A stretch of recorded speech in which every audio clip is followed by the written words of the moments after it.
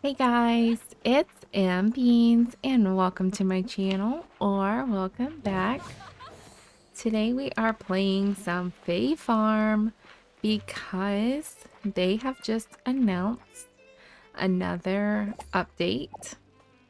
Most of us were very disappointed in the last update because it felt pretty useless and it also seemed, how do I say, like incomplete or just useless. Like there was no reason to, unless you were a new player, to use the new area for the mining buffs because seriously, who is mining um right now in the late game after the storyline, unless you just restart, and then it could be helpful.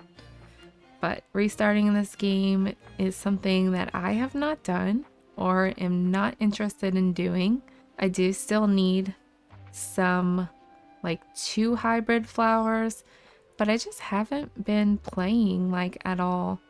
Just not interested. I really hope to see some more content with this update. It isn't a major update, so probably not because it is 2.1. But I have not looked at what's in this update. They just announced it that it's going to be coming out January 22nd. So I want to find out alongside you guys to see what this update is going to entail. So let's just go through it and see. So it says using construction and decorating modes inside and outside your home will now pause the world clock. So currently when you go into build mode, the clock is still going, and this can waste your entire day or just days or weeks depending on how much you want to redecorate. So that was a big complaint from a lot of us players, so I do think that that's pretty cool. Also, when you drink a potion, the buffs and debuffs timers will now pause anytime the world clock does. So when you bring up the menu like this, it used to be where your potions wouldn't pause, but now they're going to pause, which is great because people have busy lives, people have kids, they can't just like play non-stop. If you look away for 2 seconds, your potion is halfway gone. That's no fun at all. So when the world clock gets paused, animals and jumbles will complete their current animation and then pause, so players will not be able to die. So that is amazing news, because that's another thing. When you're in the mines, you can continuously get attacked when the game is paused. And that takes a lot of the fun out of, like, what's the point in pausing if nothing actually gets paused except for the time clock, but then you're getting attacked and you're wasting potions and everything like that. So that is no fun. The next thing mentioned is that the world clock will no longer count down while on a loading screen. So none of the loading screens, like when you are going from floor to floor in the mines or wherever you're going, you're gonna stay at the same time. So they did do a lot of improvements to the time clock, which I know a lot of us are very happy about. So they've also included some pausing in multiplayer, which I have not even tried to play yet because it had so many bugs. But at the end of a day in multiplayer, the day will no longer automatically start. Instead, it will start when the first player chooses to move on from the market results screen. A new section has also been added to the screen to message the other players that you are ready to go or need them to wait for cases where players are not communicating outside of the game. So I guess the game was automatically starting on the market results screen that starts every morning when you're in multiplayer. It wasn't pausing, it was just counting down even though all players weren't ready. So that sounds like a great improvement. If all players in a multiplayer session are either in the pause menu, construction mode, decoration mode, or on the end of the day screen, the world clock will be paused. We intend to add to these pause cases for multiplayer to fully match the expanded single player triggers in a future update.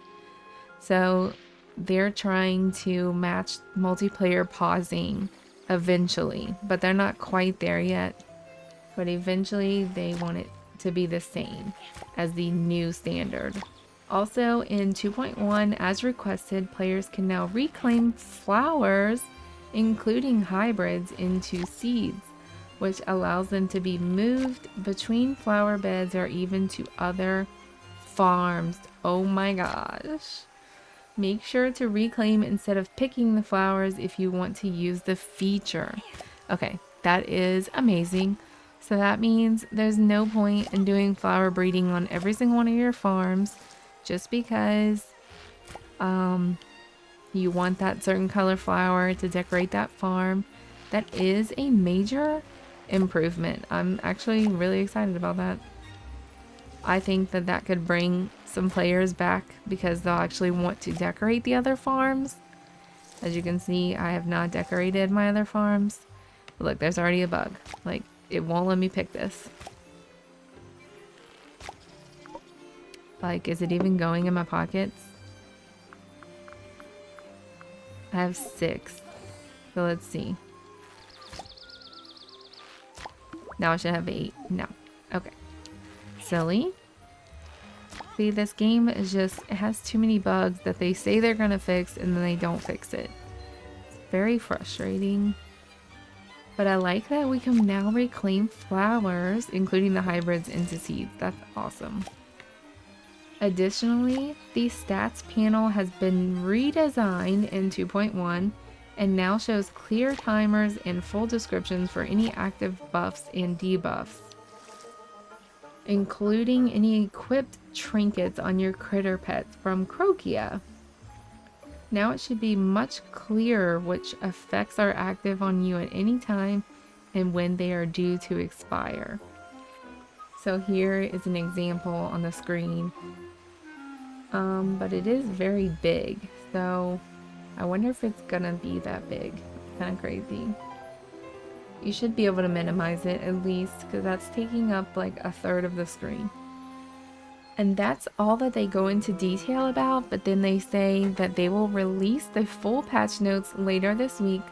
But 2.1 also includes a number of other fixes and improvements, including, but not limited to, new dialogue lines for Pearl, Rosalind, and Tamiel. I don't even remember who that is. An updated objective for Animal Care Job Quest 10, and a new tracker in the almanac to show how many animals you have successfully bred with a given charm. There's going to be a fix for the Wave of Emotion side quests not completing, and much more. Okay. As a note, we do continue to investigate a number of rare but reported issues, including loss of progress for multiplayer clients and a small number of new crashes. Once we have good fixes for these, we will get them out to players as soon as possible outside of our content patch cycles. Then they go on to discuss the next update, 2.2. And it says, as shared in December's live stream, we have began to work on a further free update 2.2 to release in the spring. While we are still in the design phase, we intend this update to address player feedback in 2 particular areas of the game: expansion of the romance mechanics, and further player control of game time.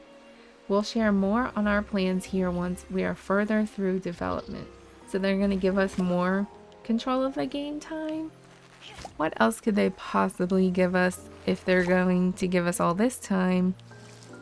I wonder...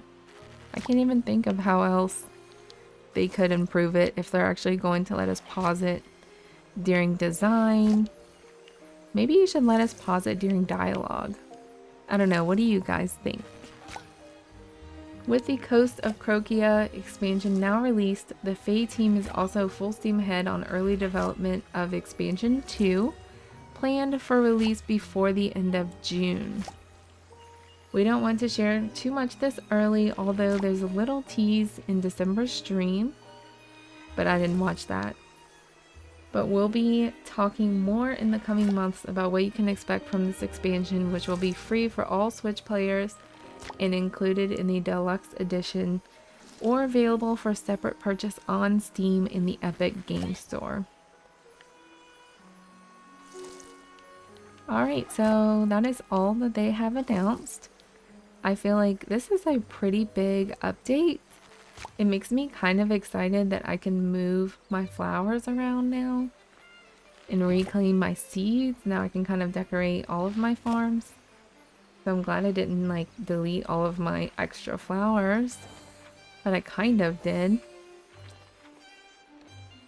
And I'm super happy about pausing the time clock in building mode. Like, that's amazing. Now I can redecorate everything. But the main thing that I really wanted was more NPCs, more romanceable characters, and more to the actual storyline. Like, this last DLC was just a huge letdown.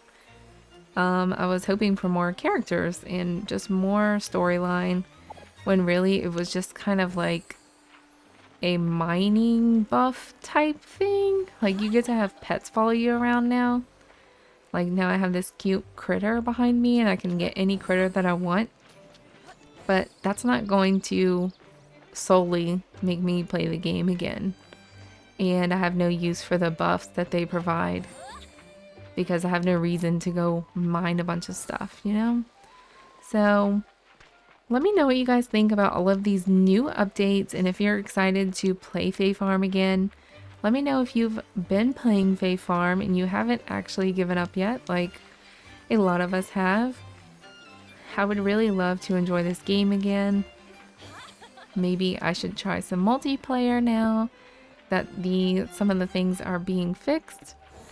But that is all I have for you guys today. Thank you guys so much for watching this video. I hope you have a lovely day. Be sure to hit that like and subscribe button, and I will see you in the next one.